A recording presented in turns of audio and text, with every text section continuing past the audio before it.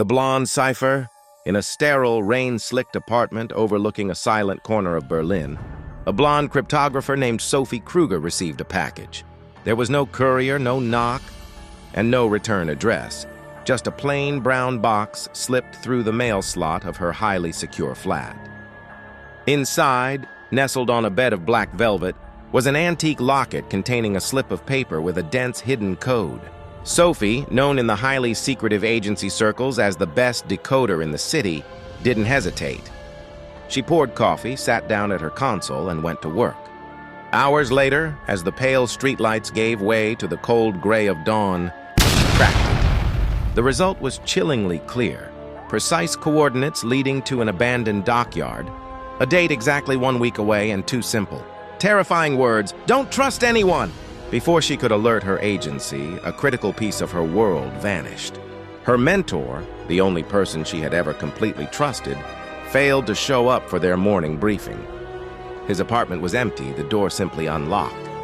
The next day, Sophie found herself no longer the analyst, but the fugitive.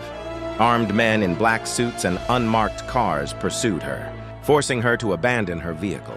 She plunged into the shadowy, damp arteries of the city, the old subway tunnels, chased by her own colleagues.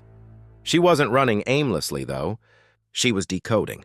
The cipher was layered, scattered across her escape route like an invisible trail of breadcrumbs. A cluster of lines in an otherwise meaningless piece of graffiti near a derelict station wall. A specific reflection pattern in a puddle on the platform. A seemingly random half-peeled poster advertising a long-forgotten concert. Each clue, meticulously designed, guided her deeper into the maze. The final trail led her to the lowest, most forgotten chamber of the underground, a dead-end room that once housed old signaling equipment. The chamber was empty save for a single full-length mirror leaned casually against the stone wall. She approached it cautiously, her heart hammering against her ribs. She was ready for a fight, for a final confrontation with the mastermind who had framed her and taken her mentor. But there was only her own reflection looking back. The intense eyes, the sharp features, the familiar platinum hair, etched subtly into the silver backing of the glass, barely visible unless the light hit it exactly right, was the last piece of the cipher. Her own name, Sophie Kruger. A terrible, profound understanding washed over her. The coded coordinates, the warning, the pursuit. It wasn't a warning about her. It was a mission from her.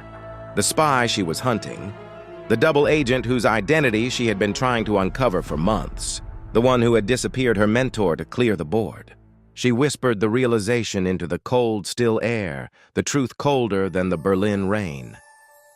So the spy I was hunting was me all along, and with a sudden decisive grace, she turned away from the mirror and vanished into the darkness of the tunnels, becoming a living enigma, a code too clever to ever be solved.